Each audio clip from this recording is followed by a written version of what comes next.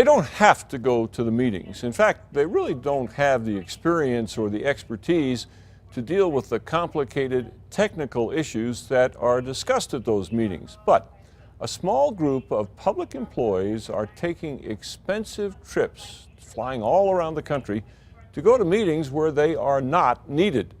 News 13 investigative reporter Larry Parker has discovered you are picking up the tab for some high-flying jet setters.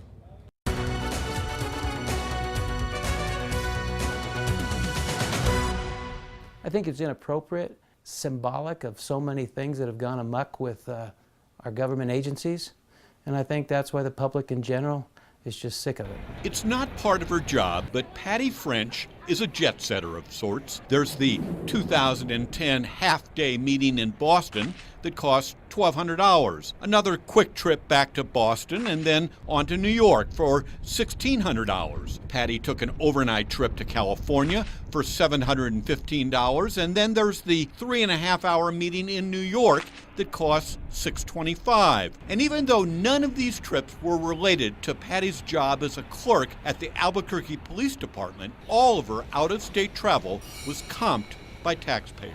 Susan Bernanke is also a frequent flyer. Unrelated to her City of Albuquerque job, Bernanke's far-flung travel itinerary since 2009 includes 3 separate half-day meetings in New York and another in Chicago for a total cost of almost $3,000. Annette Martinez Varela works in the Sandoval County DA's office. Her job does not entail meetings in far-off places. Nevertheless, in the last 3 years, Annette's taxpayer-funded travel took her to New York twice, Minneapolis, and Chicago. The tab, $2,700. No one questioned Jackie Kolash when she took off from her state job as an auditor to attend half-day meetings in San Francisco, New York, and Minneapolis. Taxpayers picked up her $2,500 expense bill. And it wasn't police business that took State Police Captain Roman Jimenez to Florida for a 3.5-hour meeting that set back taxpayers $1,000. Who are these guys? Meet the Public Employees Retirement Association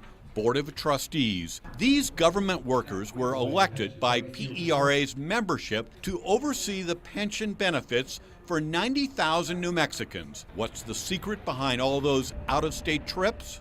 $13 billion. That's how much money is in the PERA vault. Now, institutional money managers are hired to invest that money in stocks and bonds. But before a firm is allowed to invest all these billions, PERA must first do a background investigation. It's called due diligence. Due diligence examinations are conducted by PERA's professional staff of financial analysts. They spend months poring over reams of financial documentation, and then they travel to the prospective money manager's corporate office for a site visit. But when PERA's financial analysts head out to New York, Boston, or Palm Beach for a due diligence site visit, there are a few extra chairs around the corporate conference table. You see, it's not just professional staff that go on the out-of-state site visits. PERA pays for additional plane tickets, hotel rooms, meals, and cabs so board members can tag along. For example, in 2010, 2 board members and 2 staff members flew here to Boston to meet with MFS Investment Management.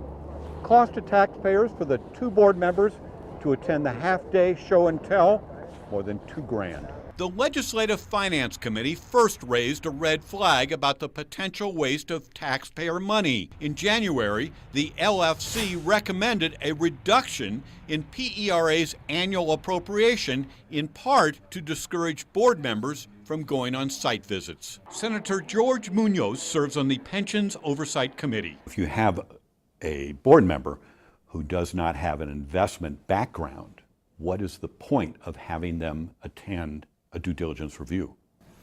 There's no point.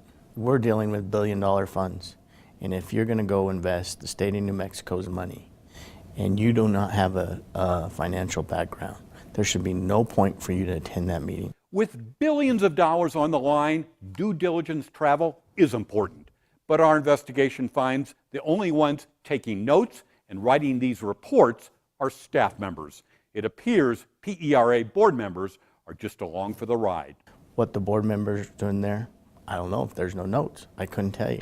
Without any notes, the only evidence we could find of board member attendance at due diligence site visits are plane tickets, hotel bills, and restaurant receipts. You think the money is well spent for board members to go on these due diligence reviews? Yes, I do. Although not a financial analyst, board member Martinez Varela says she does take notes. They're just my personal notes. Who do you submit your notes to? We don't. They're just our personal notes. Okay, you take notes, but Yes, you don't mhm. submit them to anybody. No. In terms of the site visits, Yes. why not leave that to the technical staff? Because they're not technical visits. Do you submit your notes to anybody? I do not submit my notes. I use them for review and collaboration. Did you take notes? Yes, I did. Were they submitted to anybody at PERA? No, not my personal notes. When you went on that due diligence review, did you take notes?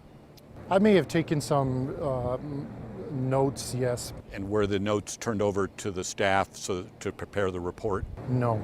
And did you assist in preparing that report? No. They're not boondoggles. If you go back and look through the records of the 3 visits I've taken over the last 4.25 years, I mean, there's been occasion it's one night. It's one night back east. It's not fun. Jan Goodwin heads up the Educational Retirement Board with a $10 billion portfolio. Do your board members go on the due diligence reviews? No, they don't. These are very technical reviews, and we want our dedicated staff who have a great amount of expertise in the different areas. We want them to do this work. Lee Rawson serves on the State Investment Council that oversees a $17 billion portfolio. The due diligence process by its own nature is technical, and we're trying to find out that technical information. It'd be my opinion that that's best served by having our investment professionals on staff attend those meetings. If you have board members who attend, they don't take notes, they don't write reports, what would be the point for them to attend? Sounds like a junket. But not all PERA board members agree. State cop Roman Jimenez says he's changed his mind and won't be going on any more due diligence reviews. I feel it's important that these things be delegated. The professionals that we have on staff there, I think, are very, very well educated, intelligent people that are very knowledgeable about investments. As far as being a cop, I think, I'd rather defer to the professionals. The PRA is in a $6 billion deficit. You should not be going on trips unless you have the experience and you're going to move us forward and not take us into a bigger deficit. Larry Barker, KRQE News 13.